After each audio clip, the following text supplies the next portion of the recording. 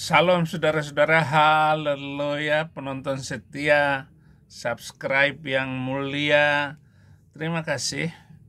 Saya akan berbicara dan menanggapi sebuah video AM Hendro Priyono. Dia mengatakan dan mewanti-wanti agar terutama di Papua. Mengiringi permohonan maaf lahir dan batin, saya AM Hendro Priyono ingin mengingatkan para patriot bangsa Indonesia bahwa 1. Para agen intelijen Amerika Serikat dan Inggris mulai bergerak untuk melakukan gerakan subversif di negara kita. Gerakan ini mengancam stabilitas pemerintahan kita dan sistem ekonomi, sosial budaya, dan pertahanan keamanan negara. Hindarkan diri kita menjadi proksi mereka yang bertujuan menyulut perang saudara. 2. Mereka menggunakan cara-cara inkonvensional dengan melancarkan agitasi dan propaganda untuk menggerakkan demo-demo walaupun alasannya kerap kali tidak masuk akal. Sadar ataupun tidak, telah banyak di antara kita mulai termakan oleh propaganda ini. 3. Provokasi kaum subversif melalui hoax dalam bahasa yang emotif di media massa sudah cukup kiranya menyadarkan kita untuk segera berhenti menebarkan kritik kebencian yang akan berujung pada ketidakpercayaan kepada pemerintahan RI.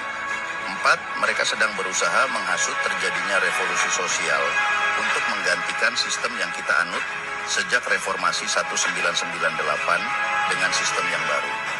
Sistem baru tersebut bertujuan untuk mencegah dedolarisasi dalam langkah-langkah ekonomi finansial RI bersama BRICS.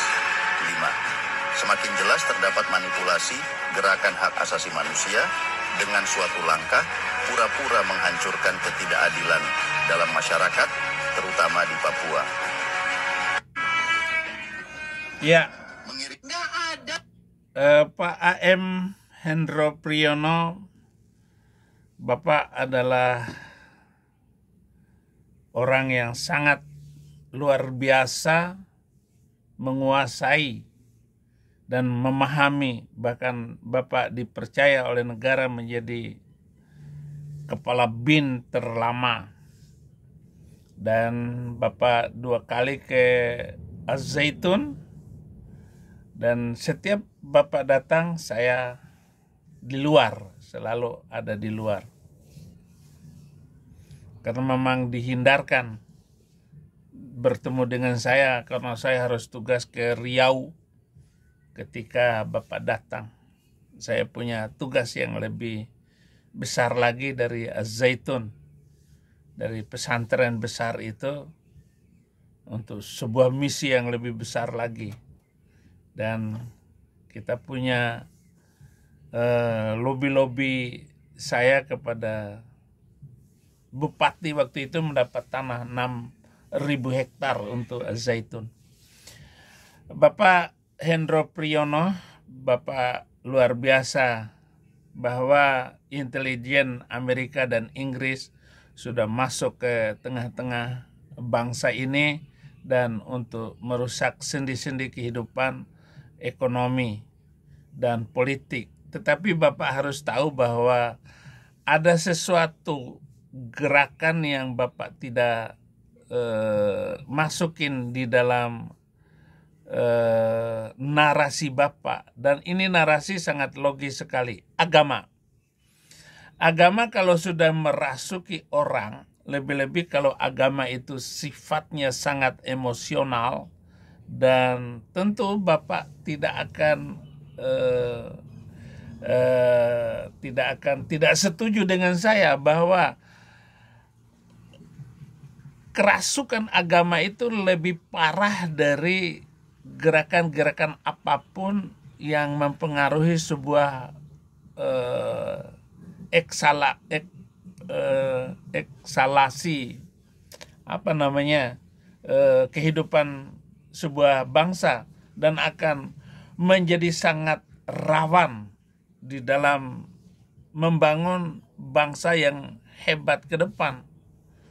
Ya, agama, maksud saya Islam, Pak. Islam ini sangat berbahaya sekali. Dan Bapak tahu sendiri kan, AM itu Abdullah Mahmud, AM itu Abdullah Mahmud Hendro Priyono. Bapak Islam, tetapi Bapak sendiri kan nggak pernah sholat, bahkan meninggalkan Islam itu secara diam-diam. Tetapi karena itu hanya tameng dan topeng belaka, Bapak nggak bisa menghindarkan diri. Tetapi Bapak sebenarnya, saya tahu persis, dengan orang-orang yang saya kirim untuk memata-matai Bapak, ya Bapak ke Israel, itu agen di Israel itu tahu persis Bapak datang ke sana melihat. Mana pernah Bapak sholat. Ini contoh. Jadi agama itu hanya dipakai untuk tameng dan kendaraan politik. Nah, kalau kita bicara tentang politik dan agama, berarti penggunaan agama untuk kepentingan politik. Politisasi agama atau pengaruh agama terhadap kebijakan dan politik prakteknya. Politik agama juga dapat mencakup bagaimana agama mempengaruhi nilai-nilai, norma, identitas dalam masyarakat yang berkaitan dengan politik. Nah, sekarang agama ini sudah merasuki. Kenapa? Karena agama itu penting. Bahkan dalam KTP sampai sekarang itu nggak bisa dihindarkan KTP orang Indonesia agama .2, entah Islam, Kristen, Hindu, Buddha.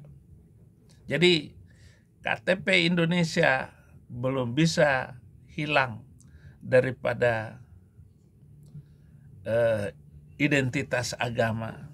Aspek yang perlu diperhatikan berkaitan dengan politik agama terjadi ketika norma doktrin, simbol agama digunakan untuk mencapai tujuan politik. Misalnya, seorang politisi mungkin menggunakan identitas agama mereka untuk mendapatkan dukungan pemilih atau mengesahkan kebijakan tertentu. Maka agama itu digunakan. Kenapa KTP tidak bisa dihindarkan dari identitas itu? Mestinya Indonesia kalau mau maju, menjadikan negara ini menjadi negara demokratis dan tidak dijadikan agama sebagai alat tertentu, saya yakin Indonesia ini akan sejahtera. Sebab anak-anak yang kuliah di Bogor saja, ini anak-anak orang Kristen, mencari kos saja susah. Mencari kos di Jakarta, di Jakarta Selatan, di Lenteng Agung, ditanya agamamu apa, maka susah untuk mendapatkan kos untuk tinggal, kontrakan, petakan. Kita harus menyuruh orang lain dulu supaya dapat kontrakan di Pak Haji. Dan itu sudah dirasakan selama ini, bertahun-tahun ini. Nah, agama sebagai legitimasi politik digunakan sebagai dasar bagi kekuasaan politik. Beberapa negara mungkin memiliki agama negara atau menggunakan simbol-simbol agama untuk memperkuat otoritas pemerintah. Dan orang-orang situ adalah orang-orang yang nggak mungkin kalau tidak, misalnya ini agama Islam nih, kalau tidak munafik ya sudah, masa bodoh. Nah, begini Pak Hendro Priyono, Bapak kenapa tidak memperhatikan si Habib Rizik ini dengan menggunakan alasan-alasan agama dan betapa rusaknya tatanan sosial 10 tahun terakhir setelah kedatangan Habib Rizik dari Arab masuk lagi, dan kita bersyukur dia hancur sendiri oleh omongannya sendiri dengan Kiai Imaduddin. Nah, ini adalah hubungan yang luar biasa ini. Bagaimana Kiai Imaduddin menjatuhkan dan menghancurkan klan Ba'alawi ini menjadi perdebatan sosial yang tidak pernah berakhir bahkan sampai sekarang. Simbolnya itu adalah Habib Rizik dengan si Bahar Smith. Nah, agama dan kebijakan politik dan menjadi kebijakan publik dapat mempengaruhi kebijakan di dalam berbagai bidang, pendidikan, kesehatan, hukum, dan saya menjadi dampak khusus kebencian itu. Sehingga saya dipenjara gara-gara ngomong, gara-gara menulis di Facebook, Allah adalah Delosi Muhammad. Kemudian saya menulis buku Tidak Ada Nabi dari Arab. Itu 200-an halaman, 230 halaman kalau nggak salah.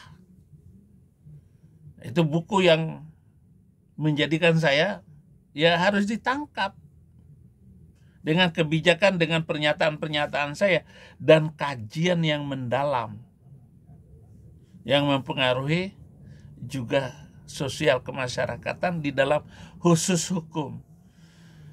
Mungkin kelompok-kelompok tertentu memiliki pandangan yang kuat tentang aborsi, pernikahan sesama jenis, atau kurikulum pendidikan, atau pesantren. Lebih-lebih itu saya serang karena pesantren itu pusat pelatihan teololis dan juga tempat germo agama. Germo agama misalnya Habib Rizik itu dia selingkuh dengan janda itu kan di pesantrennya di Megamendung sana. Ataupun Bahar Smith juga dia melakukan perselingkuhan di situ dan banyak istrinya di situ. Istri gak resmi, cabe-cabeannya Bahar Smith. Dan ini lagi, seluruh pesantren ini selalu ada kejahatan moral di dalamnya. Seluruh pesantren. Kecuali Az-Zaitun di Indramayu. Kecuali pengecualian. Sehingga orang tua murid untuk masa-masa yang akan datang takut untuk menitipkan anak perempuannya di pesantren. Dan guru-guru, ustadz-ustadz tidak mampu mengatasi ini semua. Kenapa? Karena dipengaruhi oleh agama. Nah, saudara, politisasi agama kaitannya demokrasi berlebihan.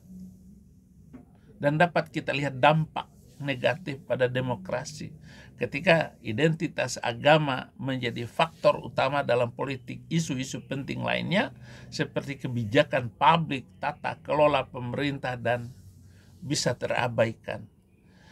Misalnya ini contoh kasus di Bima itu ya. Kalau sudah dipolitisasi agama, kantor bupati sampai sekarang itu hancur. Nggak bisa dibangun itu kantor bupati Bima itu. Ini karena agama. Ini maaf saudaraku yang orang Bima ya. Ini tidak ada kaitan sama sekali dengan kebencian saya. Tetapi saya harus mengulas. Karena saya sudah berbicara di depan, judulnya ini adalah politisasi agama. Untuk menanggapi videonya Pak Hendro Priyono. Dia membuat isu baru bahwa intelijen Amerika dan Inggris sudah masuk ke Indonesia untuk mempengaruhi dan mengubah, memviralkan hal-hal yang tidak difahami oleh yang pegang HP itu sendiri. Nah, penting untuk memastikan bahwa hubungan antara agama dan politik bisa kompleks dan bervariasi di berbagai konteks. Beberapa orang berpendapat bahwa agama dapat menjadi kekuatan positif dalam politik, mendorong nilai-nilai moral dan kebijakan yang adil, sementara yang lain khawatir tentang potensi penyalahgunaan agama untuk tujuan politik yang sempit. Nah, itu sudah kita lihat bagaimana demo 212 itu untuk melengsarkan Ahok yang adil dan orang Kristen, dan mengatakan, oh pakai dalil-dalil agama. Itu sebabnya harus dihindari nih Islam ini. Itu. Kalau saya ngomong agama ya Islam. Karena hanya Islam, agama yang tidak beres. Antara agama dan politik mempunyai kepentingan masing-masing. Politik membutuhkan agama sebagai alat legitimasinya, dan agama membutuhkan politik sebagai alat untuk penyebarannya, sehingga hubungan agama dan politik simbiotik,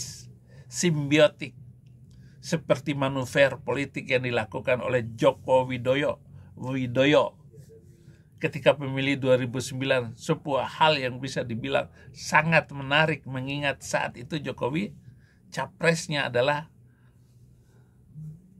belum menentukan pasangan yang akan mendampinginya dalam kontestasi politik. Nah, ketika Jokowi mengumumkan pasangan yang akan mendampingannya dalam 2019, masyarakat kaget. Yang disebut Ma'ruf Amin. Lelucon politik Jokowi. Jadi Jokowi itu benar-benar menggunakan kepiawaian orang Jawa Tengah. Pakai blangkon, punuk begini itu di belakang ini, di sini. Jadi dia taruh di belakang. Naruh keris itu juga di belakang, di punggung. Ini menarik sekali. Bagaimana Ma'ruf Amin terpampang jelas. Tentu saja ini merupakan manuver yang tidak diduga sebelumnya. Ma'ruf Amin yang merupakan tokoh ulama, ketua MUI dari Joko Widodo. Berkat manuver tersebut, pasangan Jokowi Ma'ruf Amin berhasil memenangkan pemilu 2019. Jadi memperoleh banyak suara khusus dari kelompok muslim yang tertarik karena salah satu paslon tersebut merupakan tokoh ulama terkenal, sehingga masyarakat umum banyak yang tertarik. Dan hebatnya Jokowi kemudian menarik Prabowo untuk menteri, padahal itu musuh. Dan pada sebelumnya itu 2014 putaran pertamanya, ya, itu musuhnya juga Prabowo, sampai akhirnya menjadi menteri. Di situ hebatnya memainkan agama untuk tujuan politik. Itulah politisasi agama. Dan si Plukusuntur seperti Habib Rizik atau apa ini memang ecek-ecek otak Arab Yaman ini, yang otaknya cuman ya kalau nggak duit ya Dewi cewek bawah perut, urusan emperut-emperutan Habib. Maaf kalau saya berbicara seperti itu untuk memperbaiki politik Indonesia dan budaya Indonesia. Jangan lupa like dan subscribe. Jangan lupa membangun penginjilan di Indonesia dan membantunya. Saya hanya memberikan sumbang saran untuk fresh cara berpikir kita, mengambil sikap yang benar. Terima kasih, Tuhan Yesus memberkati.